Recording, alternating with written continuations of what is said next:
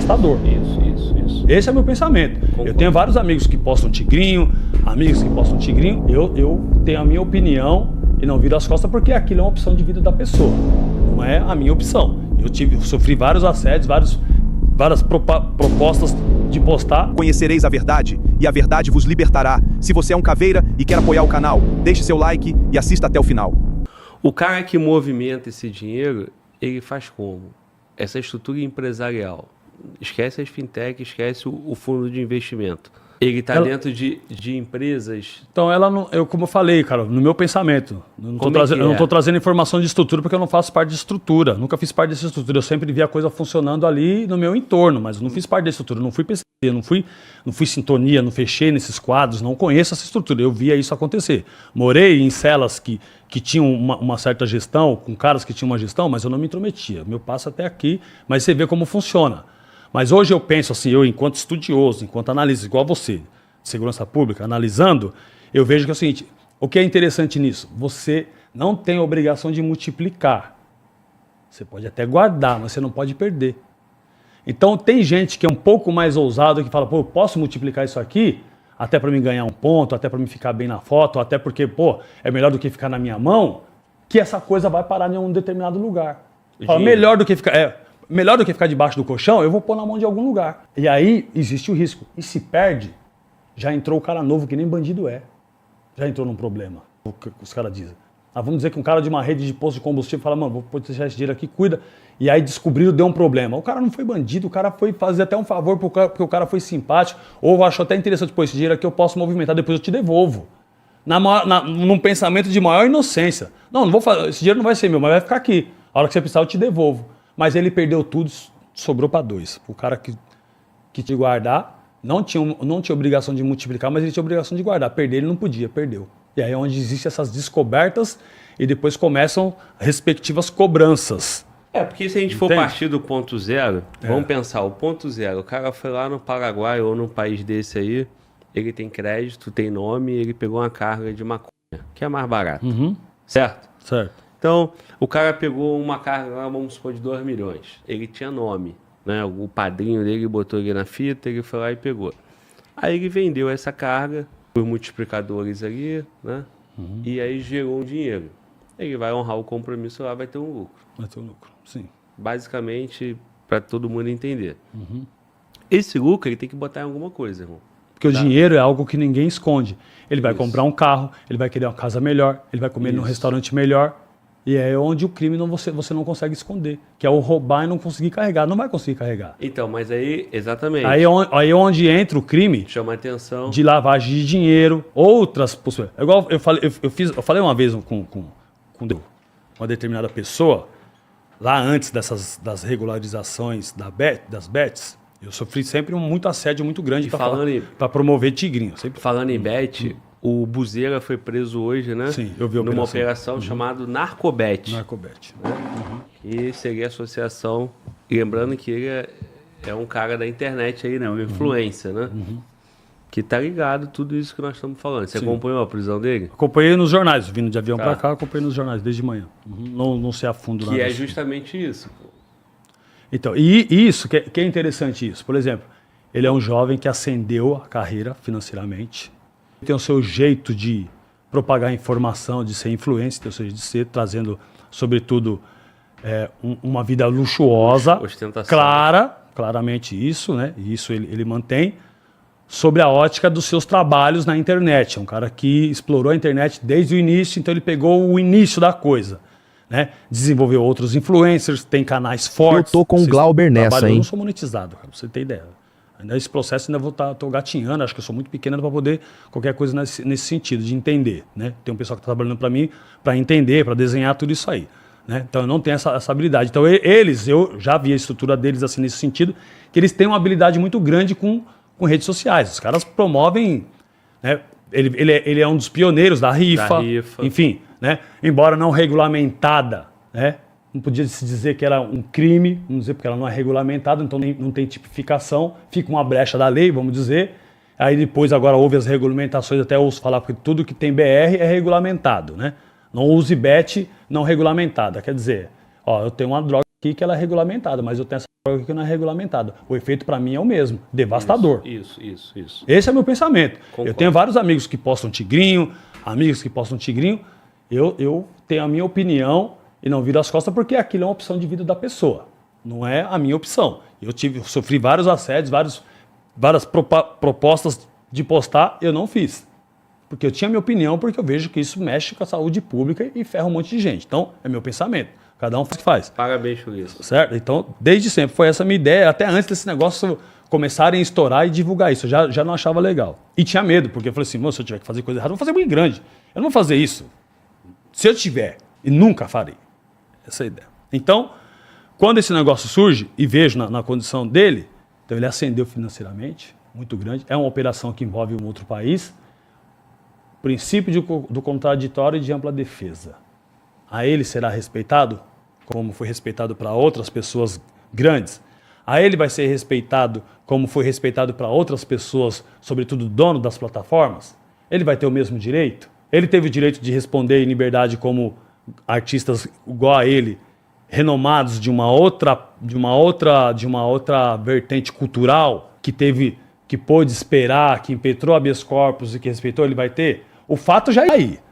Existe uma investigação, mas ele vai ter preservados os mesmos direitos que os outros, em razão dele ser preto, favelado e vindo mesmo. Ele relata que ele vem de uma pobreza miserável e que revolucionou. E de repente, será que ele se perdeu no meio do caminho e colocou seu dinheiro, os seus ovos em outras cestas? Então, mas o que eu quero entender é o seguinte: um cara como Buzeira, ele vai ter uma vida muito luxo. Sim.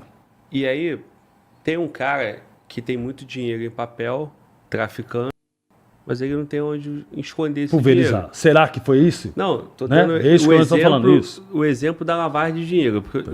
Qual é a minha pergunta? A estrutura empresarial do tráfico de drogas, do PCC, do Comando Vermelho. Certo. Hoje nós temos os influencers, temos a rifa, que é uma forma de lavar dinheiro. Né? Perfeito. Então, assim, porra, o teu ramo, futebol, caraca, por que um jogador de futebol vale 300 milhões, né? Igual é negociado na Europa, vários jogadores. Quanto vale um jogador de futebol? Eu entendo que quando vale um jogador 300 milhões, vamos colocar um Real Madrid investindo. É só isso. No detalhe, não. Tá. É um quadro. Quanto que vale um quadro? Então, vamos falar do quadro. Isso. São valores intangíveis que você não consegue exatamente mensurar. Dimensionar. Então, naturalmente, desde que a lavagem de dinheiro existe, tá nesses negócios, porra. E o influenciador é a mesma coisa. Pô. Ele é uma nova obra de arte. Vamos dizer. É uma nova obra de arte, né? A casa que ele mora, ele comprou por que dinheiro? Vai ver, é do faccionado que botou o nome dele, ou não? A investigação da Deolane era nesse sentido. E o que foi provado? Aí, tô te dando... É o que a gente fala, não estou vendo, é a pergunta, né? É uma pergunta, e o que foi provado? Estou te dando as notícias e investigações, sim. Então é isso. O nome da operação é Narcobet, a do Buzeira, por inferência aí. O narco com a Bet. Exatamente, né? Narcobet é o Narcobet. Então, que a Bet... E isso por força midiática, coloca em evidência várias bets, porque você fala bet, não fala bet X, né? Você fala bets, né? Igual no caso da Deolane foi a Esporte da Sorte. Tem que tomar cuidado, né? Mas é isso. Patrocinava o Corinthians, inclusive, lá, né? Então, hoje, cara, e é isso que eu quero falar contigo, irmão. Porque, pô, meu Deus, que loucura isso aí, hein? O cara tem dinheiro. A minha fala é justamente de conscientização. Podia botar no colchão, mas ele vai, de repente, botar no imóvel. E se ele tá usando, chama atenção. Mas se é o influencer... Pô, por exemplo, vamos botar no lugar. Se é o Glauber. Se eu tô morando numa mansãozona, que não é minha, é do cara que é do traficante. Tá no meu nome, eu tô usufruindo. Mas eu sei de quem é, porra. Eu não vou dar a volta nele. Porque o crime... Cobra. Beleza? Sim. E eu tenho como justificar, porque eu tenho no YouTube, meu canal tem 3 milhões, eu tenho patrocinador. Em tese, você tem como justificar. Em tese, então, né? Em tese. Por isso que... Mas se ela for a fundo, vai descobrir que você não tem giro, tá registrado. Por isso que Buzeira caiu numa operação. Justamente por isso, porque em tese, dinheiro vem dali. Até que vem a Polícia Federal e coloca no papel. Da mesma forma deflagra a operação. Da mesma forma como foi vários outros artistas, né?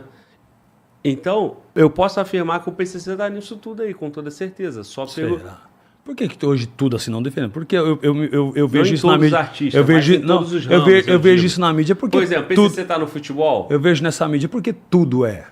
Pode estar em todos como, os como ramos, rede. eu digo. Ele está no comércio, porque o comércio é uma ótima forma de lavar dinheiro. Ele está em obra de arte. Ele está na classe artística, em música, cantor, MC, sertanejo, pagode. Por que não?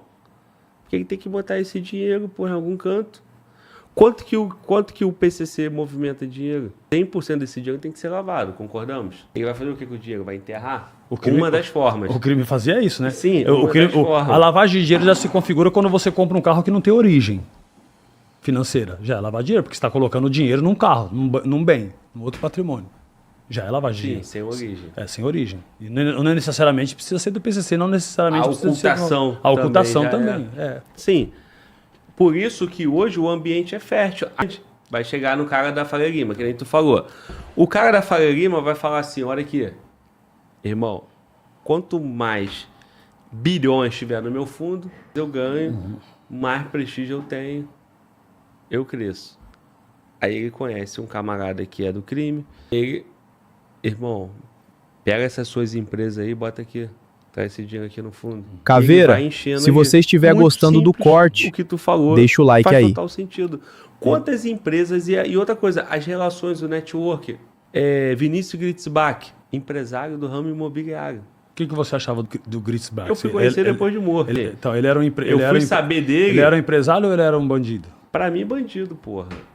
Eu fui saber. Mas o que a mídia propaga? O delator do PCC. Isso. A mídia coloca ele numa outra prateleira que não, quase que um mocinho, que não um bandido. Então, exatamente, mas um criminoso igual, né? Igual. Por isso que a gente está aqui na internet. Porque se fosse um não apensoado, negrão, de quebrada, isso, aquilo, outro, ele seria um bandido. Mas porque ele é colocado. Até essa figura é colocada de uma outra maneira. É outra história, né? Porque assim. Se você se corrompeu a isso, se você se colocou a isso, você é isso. Isso não é outra coisa. Eu sei. É meu pensamento também, não estou colocando contra. O que eu quero te dizer é o seguinte, chamam o tempo todo de empresário. E aí faz parte da estrutura. Quantos caras não estão na sociedade como empresário que é parte da estrutura? Que é parte da estrutura. Em todos os ramos. Artístico, internet, futebol, cantor, empresa. E a minha fala, Glauber, ela é genérica e bem ampla. E quando eu demonstro isso, quando eu digo assim, você está disposto a pagar o preço? Você vai levantar o dedo e vai segurar? Você vai segurar? Eu já falei para vários caras, você tem para segurar, você entrar num BO desse? Você se envolver com isso aí? Eu falava para muitos caras, né? Eu falava nas quebradas, falava assim, mano, toda hora você pede para os caras te ajudar. O cara vem aqui, o cara te socorre, o cara vem aqui... Tem a contrapartida, né? Aí na hora o cara fala assim, mano, preciso de você. Você vai ter disposição para ir? Você vai falar não? Então para de pedir favor, mano. Porque ele não vai lá te encher o saco. Essa coisa abstrata não vai lá te encher o saco. Mas você vai lá toda hora, pede. Toda hora você tá lá. Nada de graça, né? E aí? Nada de graça.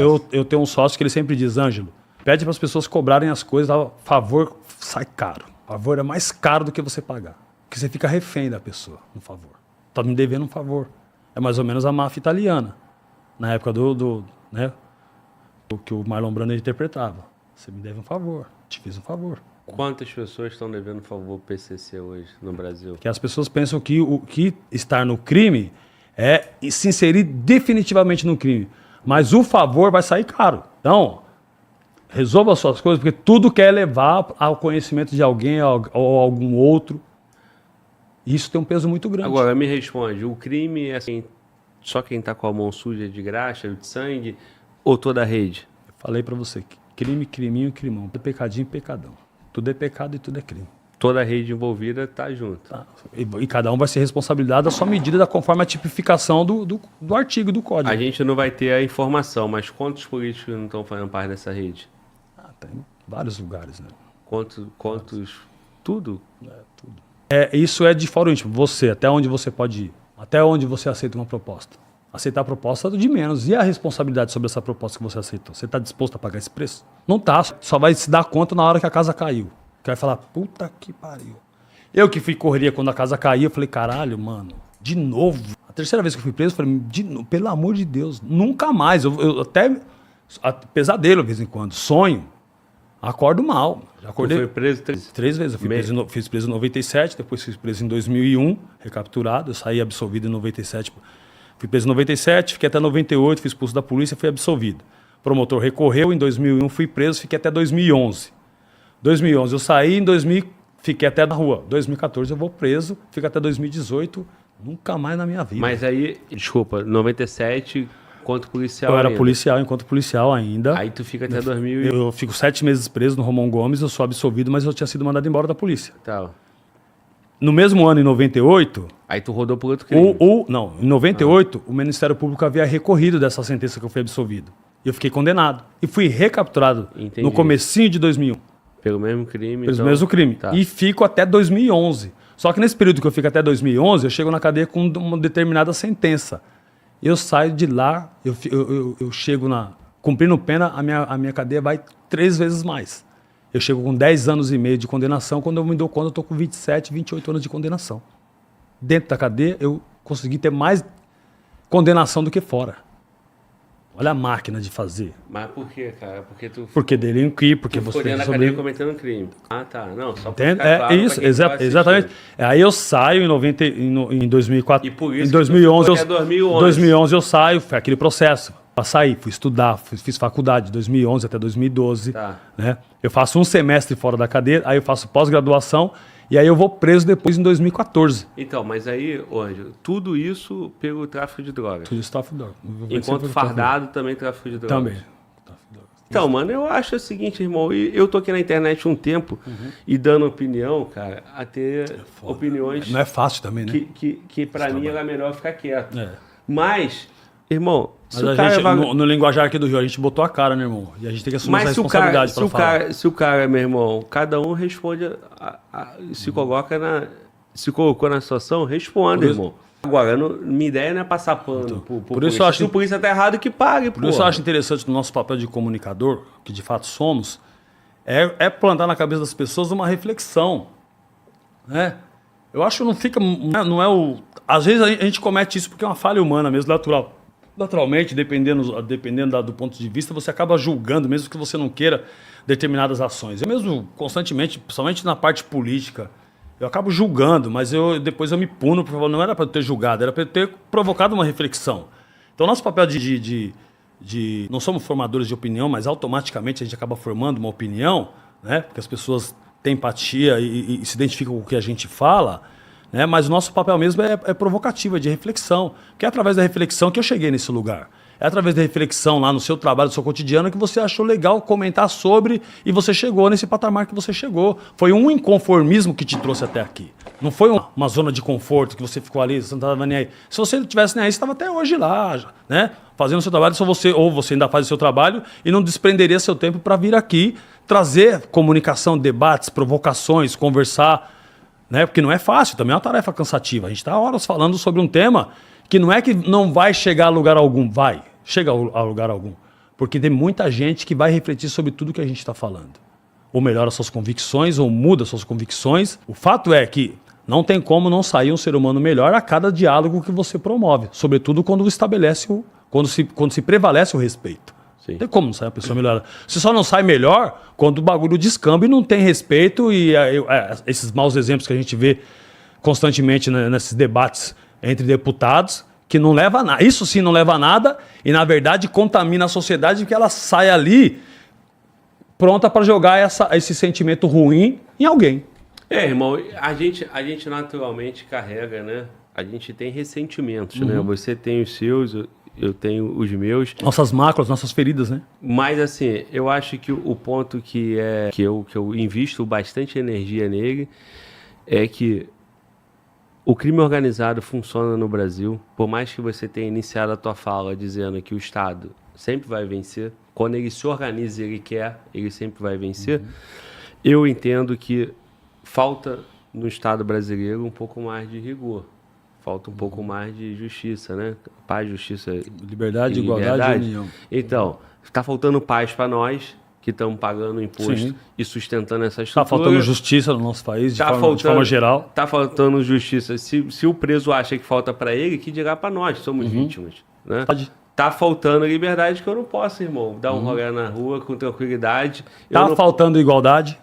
Então pronto, então tá ruim para todo mundo. Então, tá faltando união. Olha como deu pra gente trabalhar. Vamos equilibrar essa parada? A gente tá aqui para passar a mensagem que o crime é uma merda, não compensa. Exatamente. E que tá fofo pros que estão cometendo para tudo.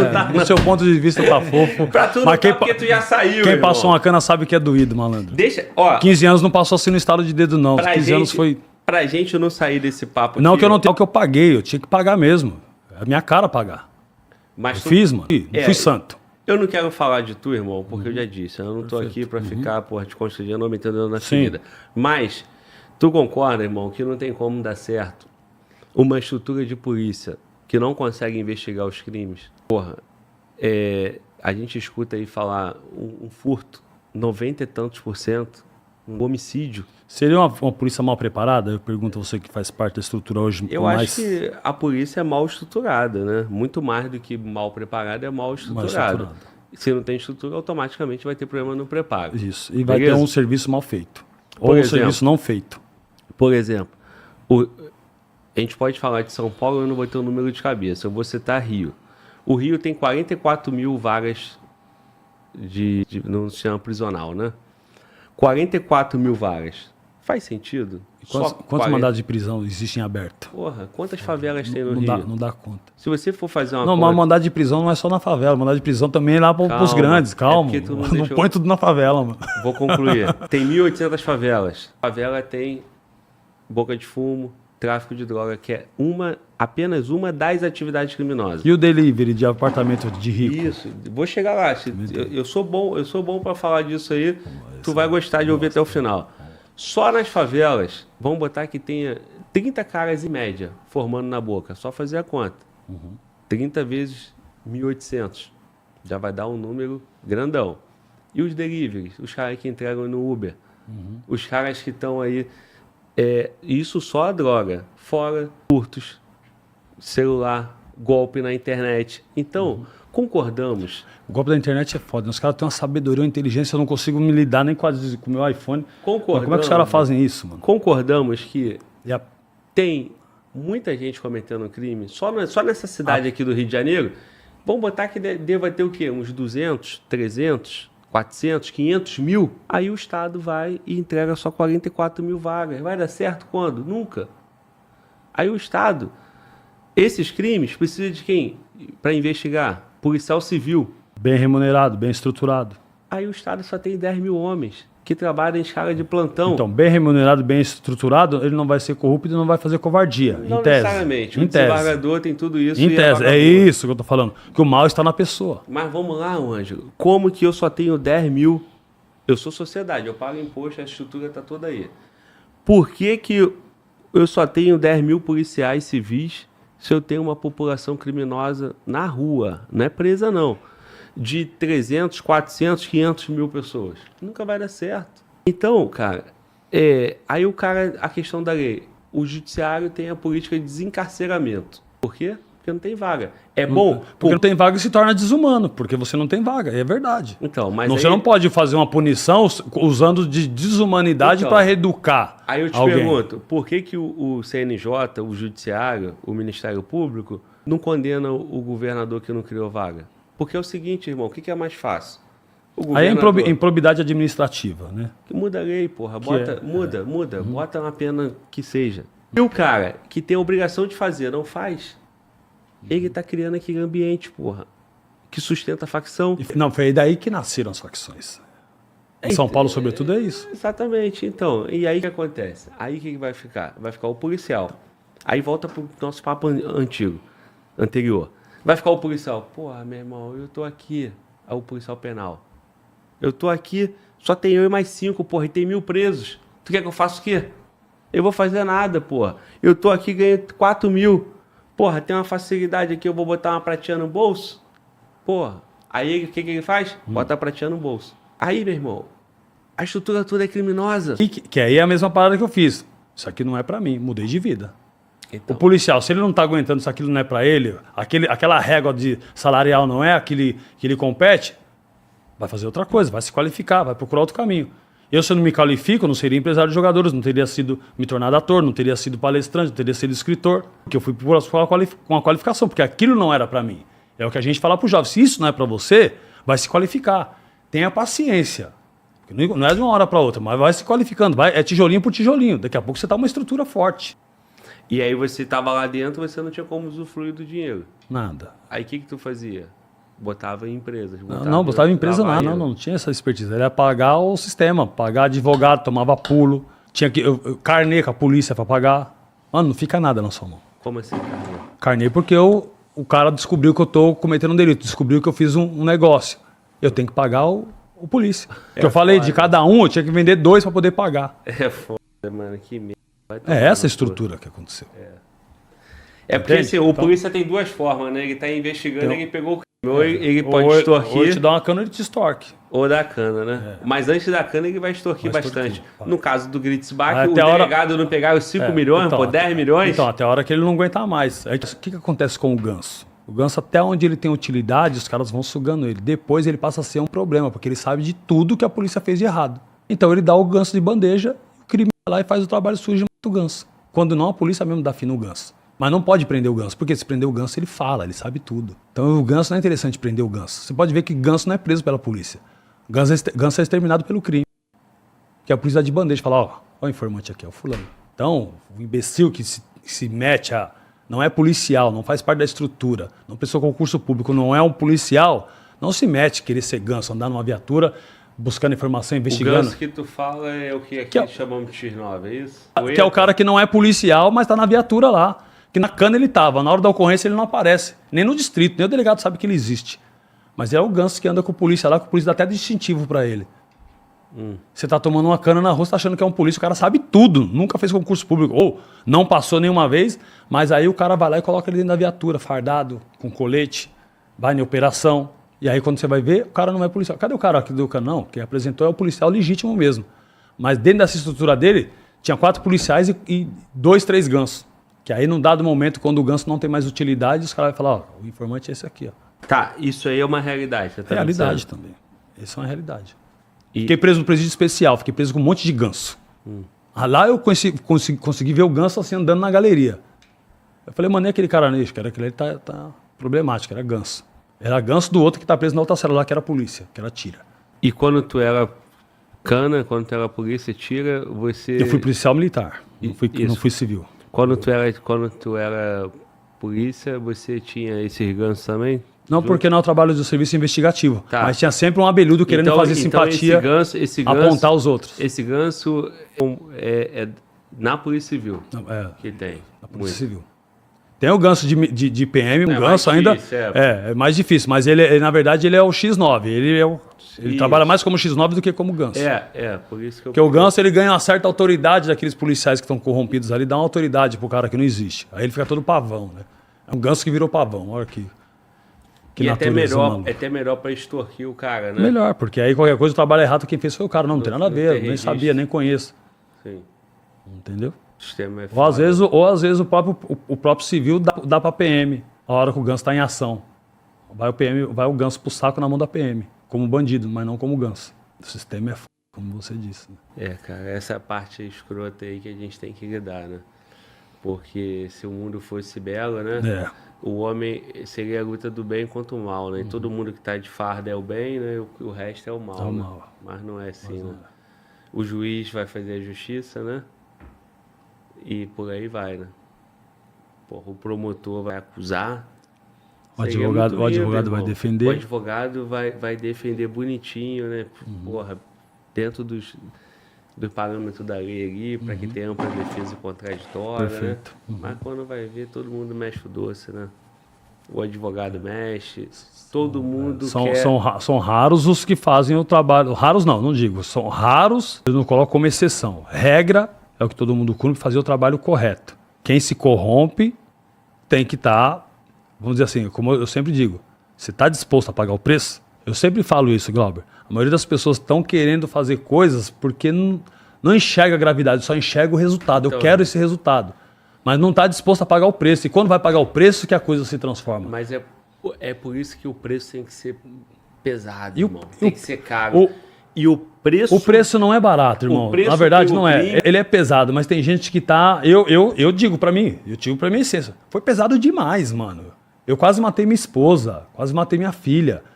Minha esposa, o que ela parecia uma sanfona, emagrecia, engordava, teve problema de alergia que era estado emocional. Então o cara que não tem essa empatia com a família, não consegue dimensionar isso, que a maior pena quem cumpriu foi minha família. Eu tenho certeza disso. Entende? Então quando você fala de empatia, você mede isso, fala, não vale a pena. Para mim não vale o risco, não vale nada de risco.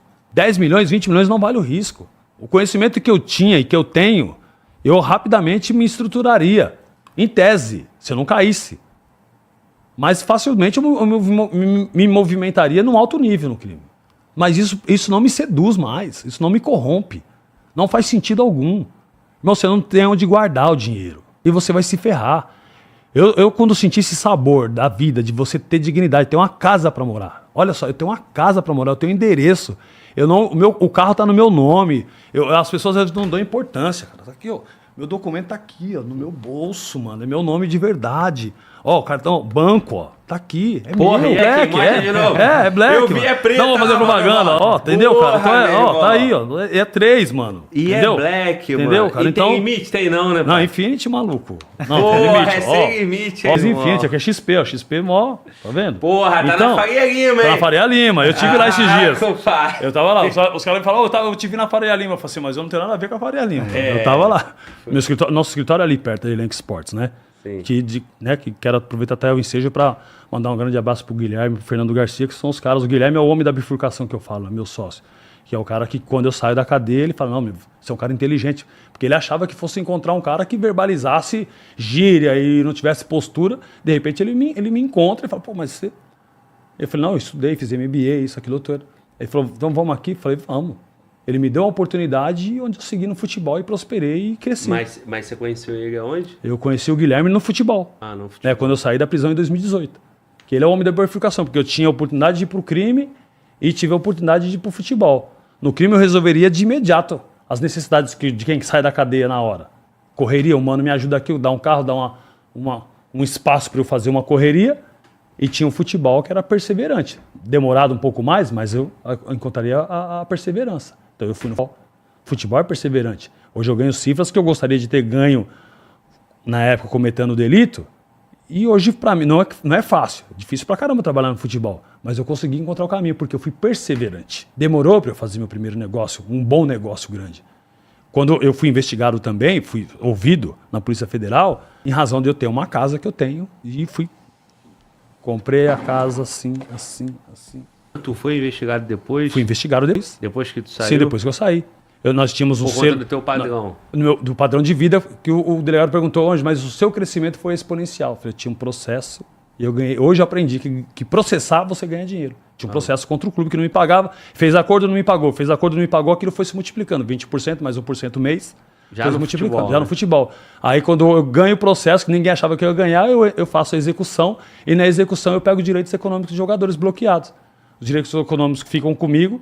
Eu tenho um percentual que era do clube e meu. O jogador, quando foi vendido, o meu percentual eu recebi. Aí... Foi a venda de um jogador para o Sassuolo, a venda do jogador para o Ludogorets. E eu consegui, na hora, o dinheiro, quando meu sócio falou assim, Ângelo, dá uma entrada e paga, parcelado, e investe o dinheiro, que você paga com juros. Eu falei, ô Guilherme, não leva mal, mano. Eu nunca tive uma casa, eu sempre fui despejado. Mas tu ia ter do mesmo jeito, porra. Não, mas não tinha segurança, irmão. Sabe o desejo de você ter aquilo 100% seu? Botar logo na escritura. Não fui, comprei. Falei, não quero. Minha esposa, então, ela tinha mais medo ainda. Aí falei, tu falou pra ele, porra, eu enterrava dinheiro. Você entende? Agora eu tô botando dinheiro, porra, por cima da terra. Você entende o pensamento? E foi legal. E quando o delegado me investigou, federal, eu falei com o doutor, ele falou assim, Ângelo, a gente sabe a história, eu só quero te ouvir. Eu preciso te ouvir porque o seu nome apareceu numa operação, sua empresa apareceu numa operação, eu tenho que te ouvir. Eu falei, obrigado por o senhor ter me respeitado, não ter metido o pé na minha porta, me ter dado a oportunidade. Ele falou assim, a gente sabe das coisas, só preciso te ouvir. Aí eu fui ouvido, justifiquei, mandei toda a documentação, meu nome saiu do inquérito. Quer uma coisa mais saborosa do que essa, irmão? Sim. Você tem dignidade? Eu ponho a cabeça... Não tem um cobrador... Para quem tem consciência, não tem um cobrador mais exigente do que o travesseiro. Pra quem tem, né? Pra quem tem consciência, não tem um cobrador mais exigente do que o travesseiro. E não pelo dinheiro, né? Porque dinheiro... Pela volume, consciência. Não, tu já ganhou na vida criminosa em volume alto também, né? E foi diluído, foi pro ralo. É. Foi pro ralo. Eu saí devendo advogado. Tá vendo aí, ô trouxa? Tu quer tirar onda, quer entrar pro crime, ó, escuta aí, ó. Devendo advogado. Fui pagando advogado parcelado. Agora, que os advogados não me levem a mal, eu já, sem querer, já acabei, pô... É uma classe que eu tenho muito respeito. Ofendendo. Eu também tenho demais, mas assim, quem mais ganha é o honorário advocatício, né, cara? Porque o cara, quando tá preso, irmão, o cara vai preso. O honorário é 50 mil, pô. E eu não tô falando da profissão, não. Eu vou falar, e é uma das profissões, posso te falar uma coisa franca? Se tu for ir no cirurgião prático, ele vai falar assim, meu irmão, tu quer ficar bonito? É tanto. Paga. Você vai pagar pelo melhor. O advogado vai falar, tu quer ir pra rua? É tanto, você quer um bom advogado, você paga. Mas você sabia que é uma das profissões que mais tomam calote, é o advogado criminal? Porque o cara, quando tá na mão dos caras, ele fala, não, doutor, eu pago o mundo. A hora que você dá liberdade, mano. Tem advogado que fala assim, tem advogado que até brincando, fala assim, mano, eu devia ter deixado esse filho da puta preso. Porque ele preso, ele me pagava. Ele solto, esqueceu da dívida. Faz sentido. Ele só vai lembrar do advogado, que é igual ao plano de saúde. Só lembra do plano de saúde quando você tá doente. Por isso que o advogado malandro, ele vai recebendo antes da liberdade. Não, ele já tem que cobrar o triplo, né, mano? Pra poder ele vai até deixando o cara preso, ele já tem que cobrar pensando no calote. Deixa eu sair dessa aqui, muito maluco isso, toda classe de advogado criminalista aí, o cara que não tá na atividade criminosa, ele paga o imposto, o político rouba tudo, o assaltante rouba, não é preso, quando é preso ele sai rápido. Olha só que porra, que mundo escroto, irmão. Se o cara não tiver um apego à família e uma fé, meu irmão, ele não vive nessa porra aqui, não. Não faz sentido, irmão. Não tem o menor sentido. Cara, qual o sentido que faz um ser humano matar o outro e ir pra rua 6 anos depois, porra, ele tirou uma vida, cara.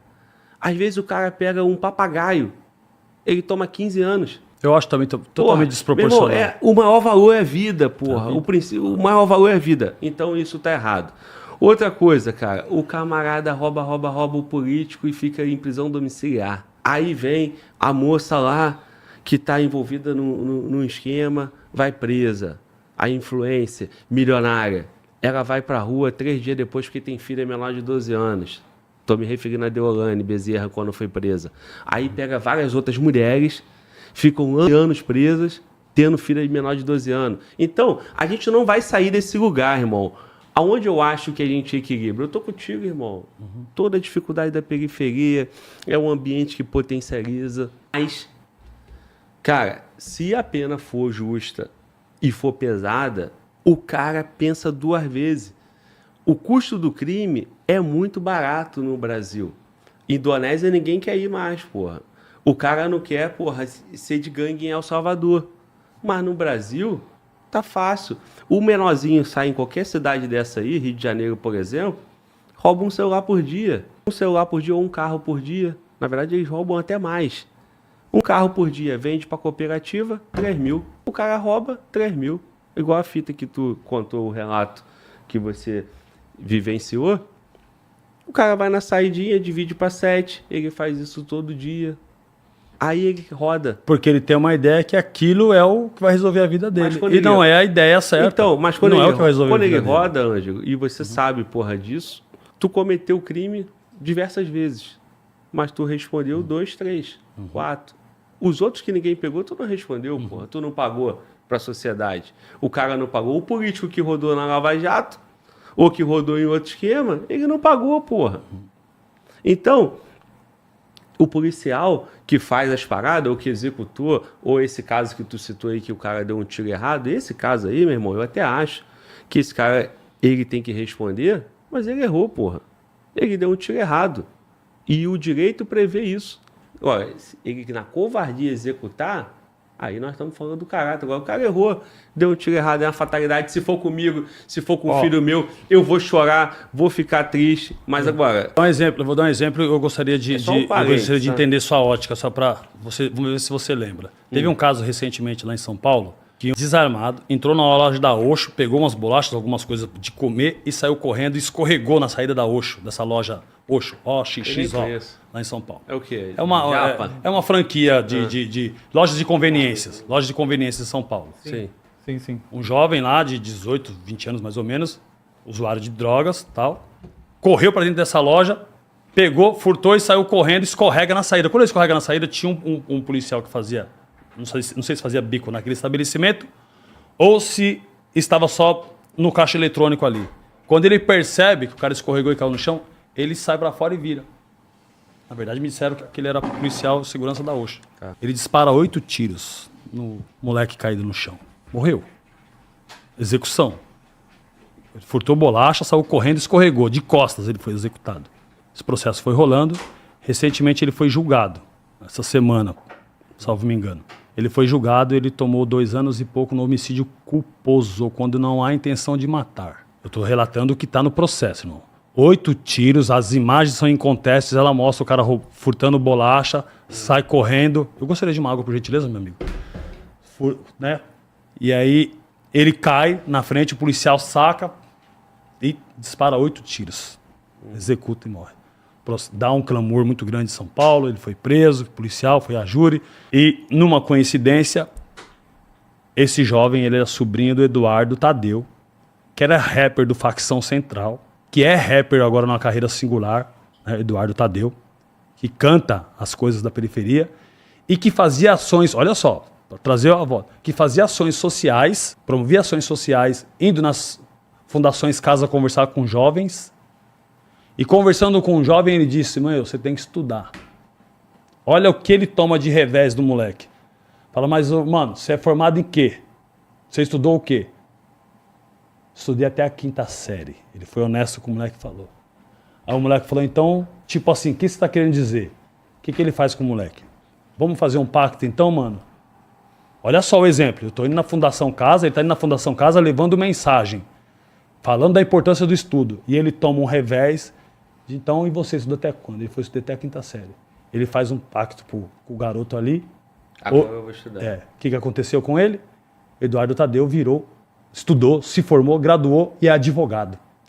Eu pergunto sempre, aonde será que está esse garoto? Será que ele cumpriu com a palavra, com o pacto que ele fez com o Eduardo ali? E o Eduardo, nessa condição de um rapper revolucionário, que fala sobre essas coisas, que levava mensagem, que leva mensagem, que estudou, que se tornou advogado, tem na sua família esse episódio que é o sobrinho dele, que é abatido, que é morto e assassinado por esse policial. E que ele vai como assistente de defesa e assistente da acusação, trabalha no processo, passou por maus bocados ali nas audiências ali de confrontamento e afronta dos pares do policial que estava ali sendo julgado. E recentemente, 2 semanas no máximo, teve uma condenação de 2 anos e alguns meses no homicídio culposo. Fica essa minha pergunta. 8 tiros. Tá, qual é o ponto? Desculpa, eu quero te responder, mas só para eu entender. Qual é o ponto? Cadê a igualdade? Você não acabou de falar que é fofo, você não acabou de falar que tem que ser punido. Ele é um militar, um policial. É um cara da parte da justiça. Então, vou te falar. Eu queria só saber o seu ponto de vista sobre isso. Na hora. Se o cara tá roubando biscoito, ele não tá armado, ele já caiu. Furto famélico. Não, ele já caiu. Essa é a tipificação. Tá bom, beleza. Eu não sei as razões, né? Não sei se ele tava com fome. Agora, o cara já tá no chão. Se o polícia foi lá e atirou do jeito que você tá me falando aí... É que a gente não tem como mostrar as imagens. Não, não precisa, pô. O que tu falar aqui, essa eu acredito, pô. Pode assinar embaixo. Se tiver errado, tá gravado que foi tu Pode assinar embaixo. Se a justiça deu só 2 anos, eu acho que fofo. Mas assim, se for tudo do jeito que você falou. Por quê, irmão? Por quê? O policial, ele vai ter que, infelizmente, né, pagar pelo ofício dele, pô. É uma profissão fodida de se exercer, porque o erro dele tem consequências absurdas. Então, o cara estava armado? Ele estava em legítima defesa? Não estava. Estava em legítima defesa? Tanto é que tomou... Ele entrou o policial não estava em legítima defesa. Mas se ele pegou culposo é porque ele devia estar em legítima defesa, não? Aceitar a tese da legítima defesa. De outro. Eu não sei qual era a circunstância. Não, ele foi condenado. Ele tinha razão para saber que o cara estava desarmado? Houve um julgamento. Ele tinha razão. É um júri popular. Então, o júri popular optou pela condenação. Mas a condenação sai da justiça com 2 anos e alguns meses de homicídio culposo. Onde é culposo? 8 tiros. O júri popular... Onde não há intenção de matar com 8 tiros? O júri popular decidiu porque é culposo. Irmão, o que eu quero te dizer é o seguinte. Se o cara, você, irmão, o médico que matou um parente meu, ele quis matar? Ou o médico nunca mata? Aí é excludente de criminalidade no exercício regular do direito, que é o médico. Ele não teve intenção. É isso que eu tô te dizendo. Mas você operar uma pessoa para tentar salvar e um erro médico, a pessoa morreu, mas existe um erro, você dá 8 tiros numa pessoa? Vou te dar um outro exemplo. Você falou da operação. Sim. Eu não citei a operação. Vou te dar um outro exemplo. Parente meu, seu, de qualquer outra pessoa, tá lá no hospital. Aí o médico, de má vontade, atendeu errado, não sei o quê. Ou então foi lá e não fez nenhum procedimento. Deixou de fazer. Ou, porra, tá dando muito tempo aí, esse cara não morre, desliga essa porra aí. Crime, matou, sim. Então pronto, o que eu quero te dizer é o seguinte, esse cara teve a intenção. Sim. O que não teve a intenção, no teu caso, você viu como muito lógico. Ele estava operando, abriu a barriga de alguém lá, operou uma pessoa, errou, não queria ter errado, errou e matou. Para tu, o médico não é o criminoso. Agora, vamos pro policial. Ele entrou no motel, eu não estou defendendo esse cara, eu não sei nem quem é. Ou ele entrou na favela. Ele estava operando, querendo salvar alguém, ele próprio, os colegas, ou as pessoas da comunidade, ou se foi um sequestro, ele errou. Aquele 174, por exemplo. Sei. Ele errou. Ele tinha que pegar o tomador do refém, errou. Irmão, aquele cara não quis tirar aquela vida, pô. A profissão dele é escrota. E ele corre aquilo ali. E depois o cara foi morto asfixiado. Aí você tá indo pro outro ponto. Se você quiser, tu pode ir. Não, é o 174 que você me falou. Só tô complementando a sua fala. Eu lembro desse caso. Eu tô falando do cara que morreu. E diga-se de passagem. Eu tô falando do cara que deu tiro. Não, e diga-se de passagem desse cara do 174. Ele veio do resultado da chacina da Candelária, ele foi sobrevivente e ninguém mais soube da vida dele. Só foram encontrar ele depois no ônibus 174. Mas tu entende que tu tá extrapolando pra tu tá bem no argumento? Nós estamos falando das duas casos. São os dois casos. Do lado dos 174 teve homicídio culposo, concordo com você. O homicídio foi culposo do policial.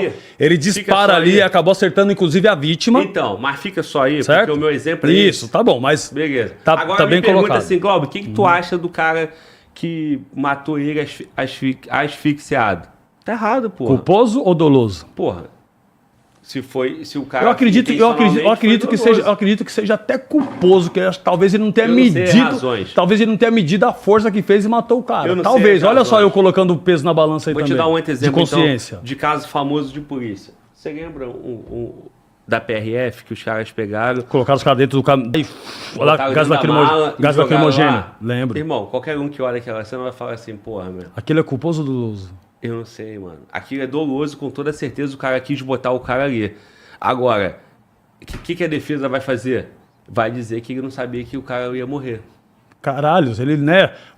O cara treina com aquilo, quanto tempo você consegue ficar sob gás? Pô, a gente em treinamento não aguentava, você sabe? Tem treinamento que tem hora que tem que parar. O que eu quero te dizer, irmão, no mínimo, no lugar de treinamento, você tem que ter recurso a respirar no treinamento. Separe o cara que estava agindo a profissão dele em defesa de outro, querendo fazer o bem. Se esse cara exagera. Se esse cara errar... É uma linha tênue pra caramba. Se esse cara errar... A função policial, ela é uma linha muito tênue. Então, mas não tem como não dizer que não é, cara. Se esse cara errar, beleza. Agora, porra, não dá pra dizer que o cara do BOP olhou várias roupas lá, olhou essa aqui, porra, aí caiu na minha mochila, errei. Não, aquilo não. Então, assim, é separar. O mútuo e o respeito mútuo começa eu me respeitando a minha liberdade, respeitando o meu tempo de descanso, respeitando a minha família, respeitando as minhas ideias e indo à luta trabalhar todos os dias, eu não modifico. Eu não mudo, eu não... Que exemplo eu era para minha filha? Vou colocar dentro da minha casa isso. Eu, enquanto sociedade, eu tenho minha família, os meus familiares, né? Porque minha família que eu constituí, os meus familiares e no entorno, depois uma outra camada, os meus amigos e depois a sociedade. A sociedade não queria nem me ver. Meus amigos, a gente gosta de você, mas não dá para te acompanhar. Minha família descia o malho, meus familiares desciam o malho, um ou outro, não, vamos ajudar. E a minha família mais próxima de mim lutou até o fim para que isso fosse, junto contigo. Para que fosse possível, entende? E aí eu falo, então eu já, em primeiro momento, quem mais me amava.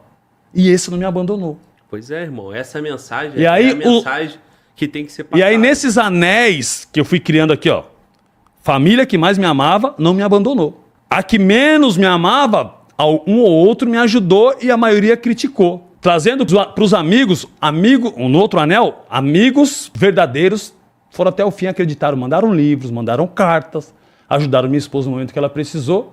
E a sociedade como um todo me enxergava nesse cenário que a gente enxerga, fazendo um julgo.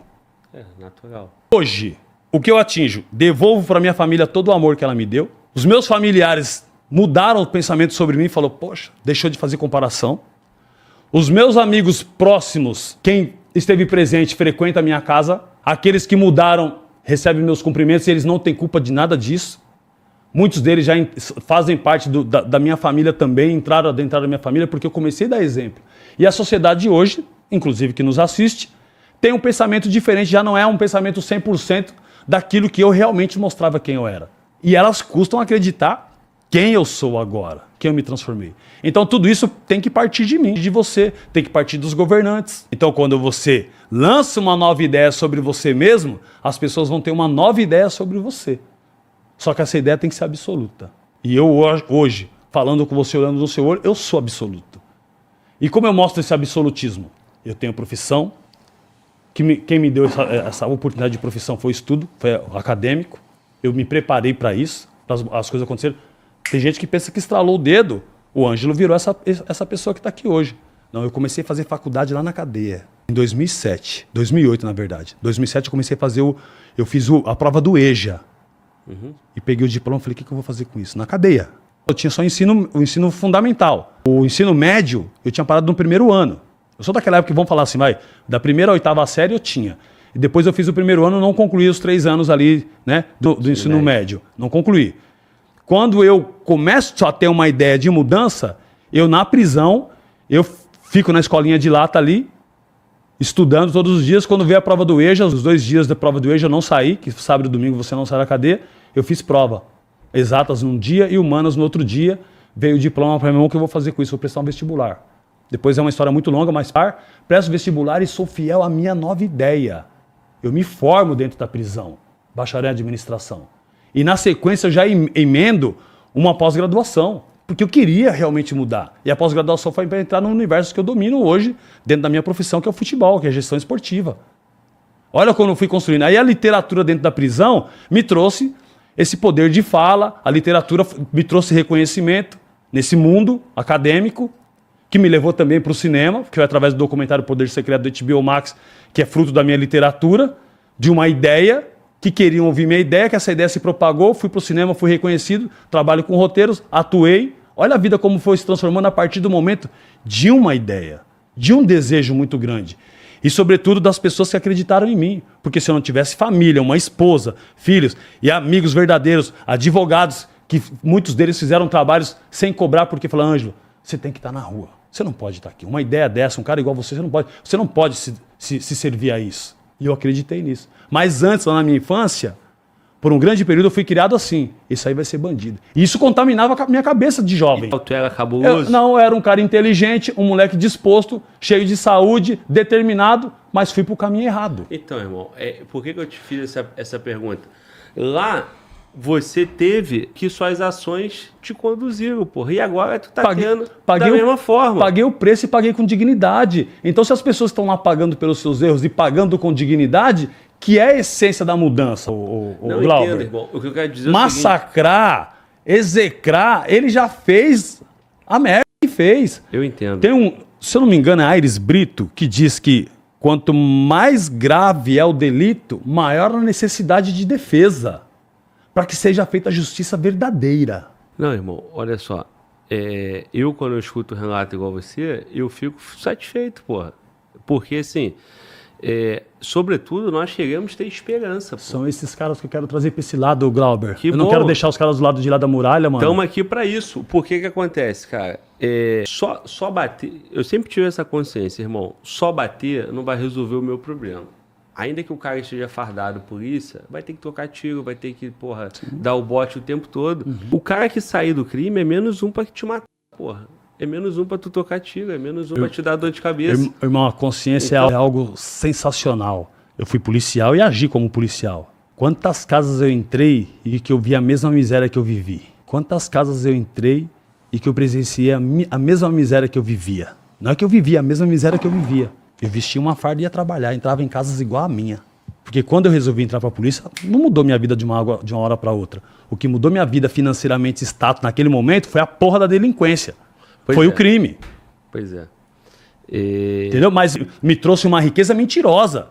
Porque a ferramenta do sistema que você começa a ter que alimentar, porque descobrem que você é bandido, é muito maior. Vamos dizer, um. O que é 2 assaltos por um? Eu tenho que fazer 2 assaltos para poder pagar um que eu caí, que descobriram.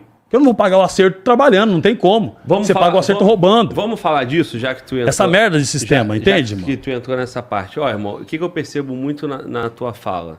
Primeiro, tentar passar o que você entende, o que você tem como consciência para as pessoas. Perfeito. Por exemplo, é a luta do bem e do mal, irmão. Tem pessoas que vão ter uma estrutura e não vão cometer o mal, outros vão, É sim. Não tem nada a ver com dinheiro, não tem nada a ver com classe social, mas o ambiente potencializa. Isso não há que se discutir. Perfeitamente. Beleza? Meu irmão, na favela tem 97% de pessoas honestas. E 3 ali foram pro tráfico, então esses 3 que se explodam. Aquele cara ali, ele seria do mal se ele tivesse. O ambiente potencializou o que não tem dentro dele. E o cara que foi salvo pela ideologia positiva, né? De ter a família dele, sobreviver do próprio suor do trabalho dele, vai vir tudo que ele tem, ele vai ter a família, o nome dele é importante, porque, todo mundo que foi pobre sabe qual é essa realidade. Então, o cara que nos assiste, meu irmão, o cara fala assim, meu irmão, na minha quebrada tem 100 mil pessoas. 2, 3 mil são vagabundos, Os outros 97 mil, caralho, o cara sai para trabalhar 4h30 da manhã e tal. Mas o ambiente potencializa, eu concordo com isso, não vou ficar aqui gastando energia e argumento para bater em cima disso. Agora, quanto mais a gente conseguir tirar desse ambiente, o Estado não vai fazer nada. É o que eu faço. O Estado vai deixar o ambiente propício para potencializar. É a minha luta. A minha revolução não é armada.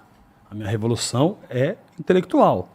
Quanto mais capacidade intelectual e discernimento sobre suas próprias ações as pessoas tiverem, os jovens tiverem, sobretudo, às vezes o cara mais velho ali já tem sua opinião formada, tá calejado, mas o moleque está em processo de formação. É esse cara que eu quero atingir. O moleque está no processo de formação que está iludido ali, glamourando o cara que passou na televisão, que foi preso, que saiu, que mudou. É isso. Aí quero trazer sobre essa sua fala a respeito do ambiente e tal da favela. Esses dias eu fui no INCA, Instituto Nacional de Crianças Carentes Autistas. Instituto Nacional de Crianças Carentes Autistas. E eu falei assim, poxa, imagino, um lar estruturado com uma criança autista é a maior dificuldade para a pessoa preparar o futuro para aquela criança que vai se tornar um jovem e um adulto. Aí eu parei para pensar, falei, caramba, imagina, criança carente autista. Mas não é carência assim, de alguma coisa ou outra, não. É extrema necessidade. Criança carente já é difícil, já, né, irmão?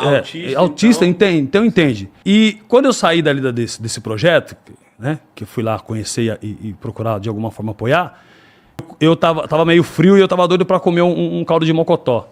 Eu coloquei no GPS lá na Casa do Norte, né? E aí foi indo, ele me levou para dentro de uma comunidade bem grande ali em Santo André. E num primeiro momento, irmão, você olhando aquela geografia, você vem com um pensamento preconceituoso. Mas fala, poxa, mas eu saí daqui, mano, também. De uma realidade igual a essa. Então tem muitas pessoas que quando olham uma favela, ele já imprime a violência. Ele já imprime polícia dando um tiro para um lado, ele já imprime o tráfico, ele já imprime coisas do mundo paralelo. Naquele momento que eu estava naquela ribanceira que eu parei para olhar assim, e aí veio um cara, me deu a informação. Eu falei, onde que tem a Casa do Norte aqui? Eu falei, tem, mas está fechado e tal. E eu vi ele, subir numa ladeira com as pernas cansadas, que você vê ele ofegante. E tava garoando. Quando eu olhei aquela figura, eu até postei, falei, onde eu tô e tal. Quando eu olhei aquela figura, eu olhei morro abaixo assim.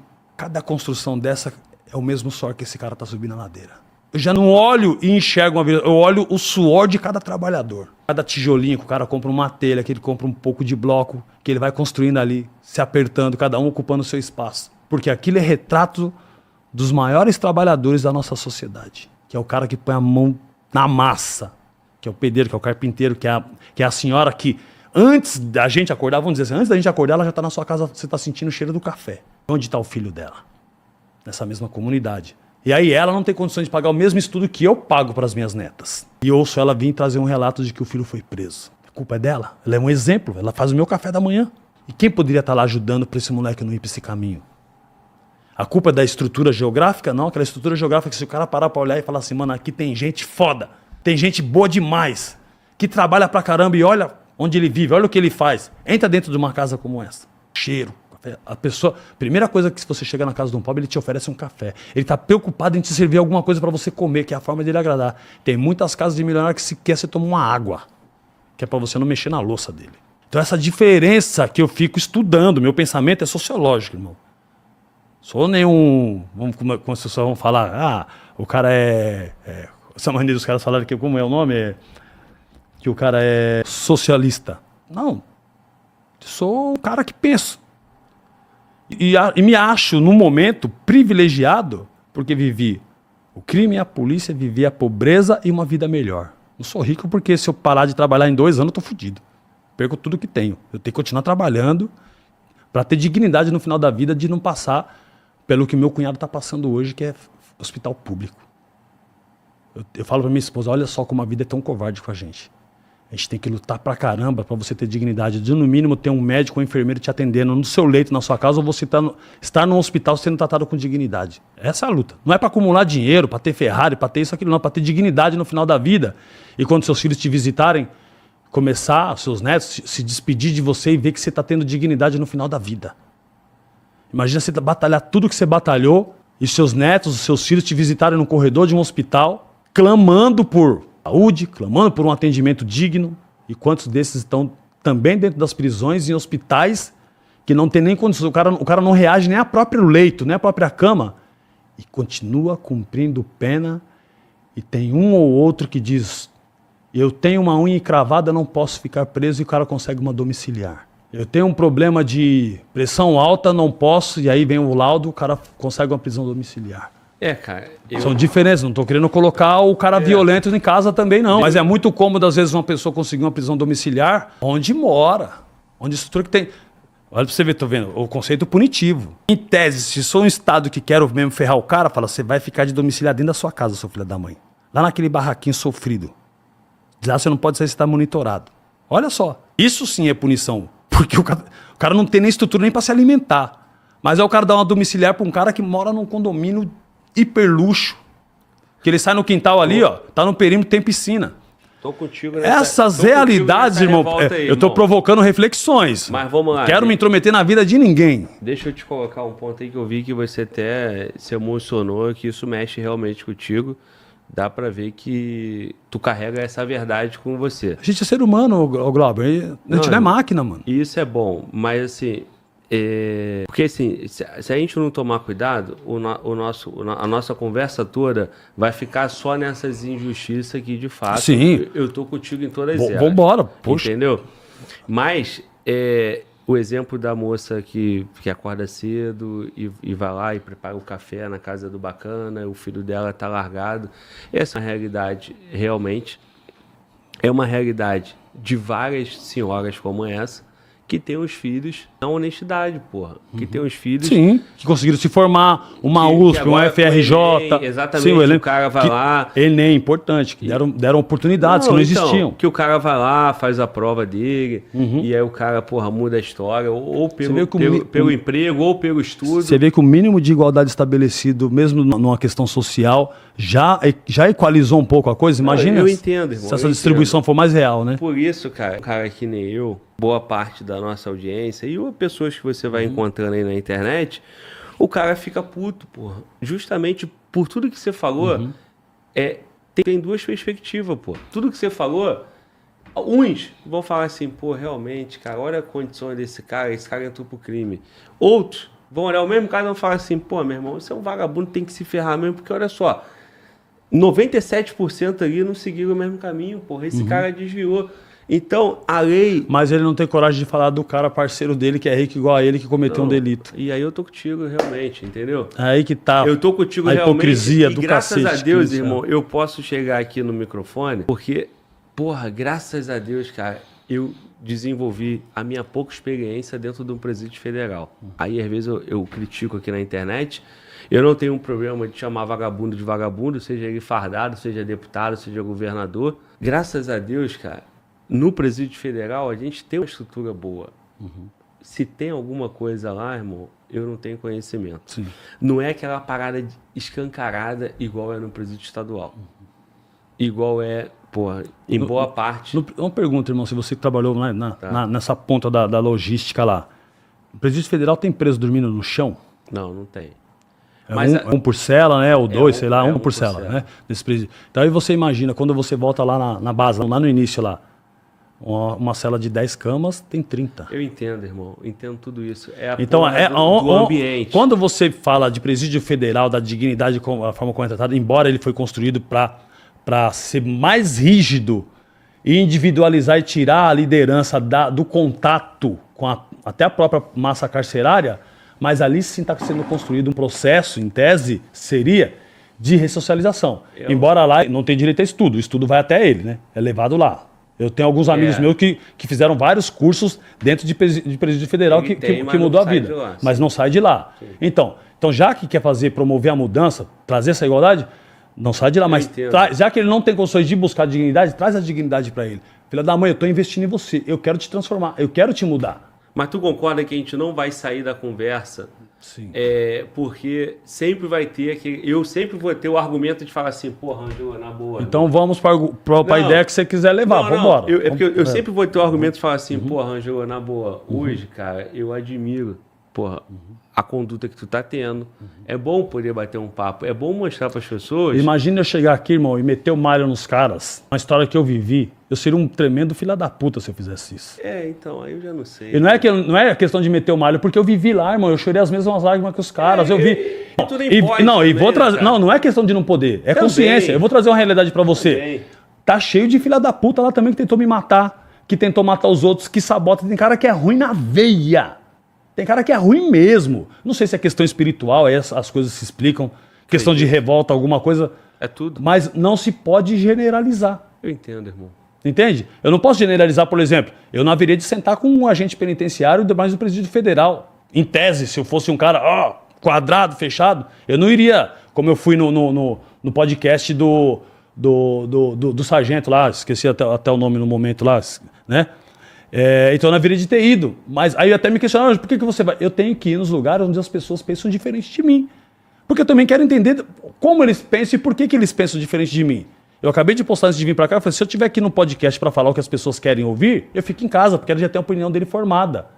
Eu tenho que ir pra falar, defender minhas convicções e falar o que ele precisa ouvir. Para que, no mínimo, o cérebro dele se mova e saia dessa zona de conforto, porque o inconformismo é uma coisa espetacular na vida da pessoa. Se você não tem conformismo, desenvolva o inconformismo por alguma causa, por alguma ideia, você vai ver como isso é legal, como isso te muda. Estimula até o cérebro. Não, mas tu concorda que se você sempre, defender as suas razões, eu defender as minhas razões, o político defender a dele, o desembargador que vem de sentença, ninguém vai sair do lugar? Eu vou sair daqui com uma ideia hoje do que você me disse, que eu não havia refletido sobre essa postura de liderança para não perder o controle. Sem dúvida. Pô. Entendeu? Me agregou. Porque realmente faz sentido o que você está falando. Outra ideia? Realmente faz sentido, sim. Posso dar outra ideia?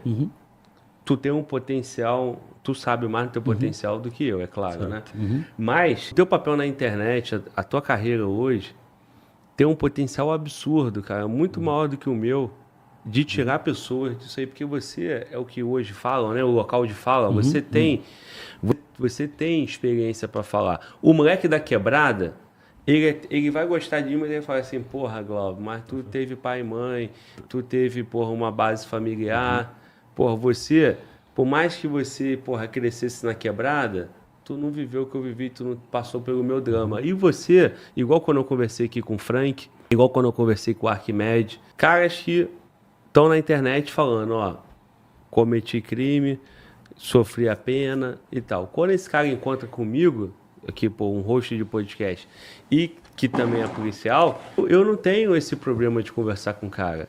Porque eu tô vendo aqui na minha frente, irmão, um exemplo que eu não tenho pra dar, pô. Pra tirar os caras do crime. Então, assim, o que eu acho, irmão? Que um cara igual você, se você mostrar mais os problemas que o crime te levou, do que, porra, a honra, a palavra, do que, porra, a ideia que vive. Muitas das vezes parece, quem sou eu pra te dar conselho, né, irmão? Mas, assim, parece que tu é mal interpretado por isso, porque tu reforça muito, porra, o caráter do cara. Não, mas os caras foi homem, porque o Estado não fez. É como se sempre estivesse justificando. Por isso que você falou pra mim que o escuta falando que você romantiza o crime, ou sei lá o que, né? Mano, a grande verdade é uma só. Meu irmão, você errou. Beleza? Tu errou, tua família sofreu contigo, tu acabou de falar isso. Ô, Glauber.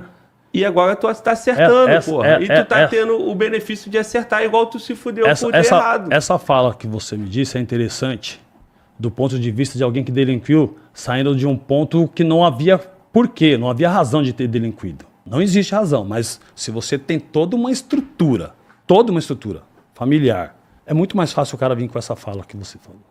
Eu não tenho como não falar de tudo que vivi e falar do jovem da maneira que eu falo, se eu não respeitar a base que eu vim. E a mesma linha de produção que ainda existe, que é a pobreza, que é a desigualdade social, é a miséria. Quem me levou para o crime, na verdade, não foi o Rubens. Quem me levou para o crime, na verdade, não foi... Tem a participação do abandono do meu pai, mas eu tenho amigos que foram abandonados pelos pais, mas que não levaram. Mas veja bem. Esse é o ponto. Cada um reage a uma maneira. Entendo. Se eu tivesse toda essa estrutura, poderiam colocar o dedo na minha cara e falar assim, você não. Mas entenda, eu vou chegar no jovem e vou falar pro moleque assim, moleque, você não vai fazer, ele vai olhar pra mim e falar assim, mano, mas você veio de onde? Onde você surgiu? Sim. A minha fala é essa. Tem um vídeo aí, que se vocês entrar na minha rede social, que eu saí desse evento, inclusive, depois que eu fui no INCA, eu fui no desfile de crianças autistas num shopping, lá em Santo André. Eu tô descendo as escadas, muito emocionado do desfile, eu fui mestre de cerimônia nesse desfile, eu encontro 3 jovens, me reconhecem, eu fiquei até feliz. Mas eles me conheceram como? Não me conheceram do cara que tem uma casona, do cara que é empresário de jogador, do cara... Não me conheceram do mano que troca umas ideias. Sim. Sabe como o moleque falou, mano, você passou na casa de detenção? Molecote. Eu falei, passei. Mas vem cá, quem que eu sou hoje? Ele, não, quem eu sou hoje? Não, você é empresário. Tava, não, quem eu sou hoje? Eu sou isso. Escritor, palestrante, ator. E eu saí do mesmo lugar que vocês saíram. Isso. Botar esperança na cabeça. Essa minha mensagem é uma constante, inclusive, no meu livro Extracampo Náutica do Cárcere. Que são 32 reflexões que eu permeio todo esse caminho no mundo e no mundo da molecada no cárcere para trazer essa conscientização de que isso não compensa. Quantas vezes eu falei para jovens lá, falei, mano, eu roubei banco, fiz um monte de merda, tráfico, isso, vim para cadeia com dinheiro, mas eu durmo na mesma cama que você dorme, eu como a mesma lavagem que você come. Eu sinto a mesma saudade que você sente. A minha família chora igual a sua. O dinheiro não entra dentro da cadeia, malandro. Mas na cadeia o que entra é o proceder e a atitude. Muda a sua vida. Não vai nesse embalo que o crime é da hora, que o crime não é da hora, não, mano. Eu daria tudo para voltar para a rua. E minhas orações me atenderam. Porque eu perdi tudo dentro da cadeia. 15 anos. Eu lembro que eu falei? Se eu parar de trabalhar hoje em 2 anos, eu não tenho mais nada.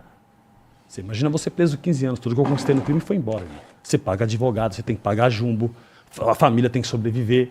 Então, eu acho que isso, pelo menos o Glauber, tem muito interesse em mostrar, e até que o podcast vai ficar completo, porque nós já mostramos a primeira parte. Mas essa ideia, quando os caras abrem pauta igual você está abrindo agora, que eu falo, mas a maioria das vezes que eu entro nas pautas dos podcasts, o cara quer falar de PCC, de crime organizado, e quer me pegar numa contradição, quer me colocar num lugar que defende o crime. Defendo porra nenhuma, já falei várias vezes. Eu não defendo o crime, eu defendo a vida, defendo pessoas.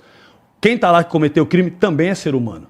Que em algum momento, por alguma razão, errou, seja até por vaidade, e que merece mudar. Se somos cristãos e falamos Deus te abençoe, fomos casados na presença do Senhor, frequentamos igreja, como é que a gente não consegue dar o outro lado da face? Eu também não consigo dar o outro lado da face, mas também não tenho coragem de ir lá e dar um tiro na cara do outro cara. Concorda, irmão? Se eu não dou a face, também não dou um tiro na cara do cara. Tô contigo. Se eu não consigo apanhar aqui e dar outra face, mas eu também não consigo dar um tiro na cara do cara. Tô contigo, o maior líder, pelo menos, né, pra quem é cristão, é Jesus Cristo, beleza? Então, o cara que lê a Bíblia, o cara que gosta de Cristo, ele tem que ter essa consciência. E complementando o que você fala, irmão, e uma coisa que é uma ideia. A Bíblia também é uma ideia. E nada é mais forte que uma ideia. E é a Bíblia, que é a palavra de Deus, Jesus Cristo, Deus na sua... que mantém ainda o equilíbrio social no mundo. Então. Obrigado por assistir mais um Corte, soldado. Que corte incrível, nem eu esperava por essa. Glauber é demais. Se chegou até aqui, não se esqueça de deixar o like e se inscrever para mais. Até a próxima, soldado.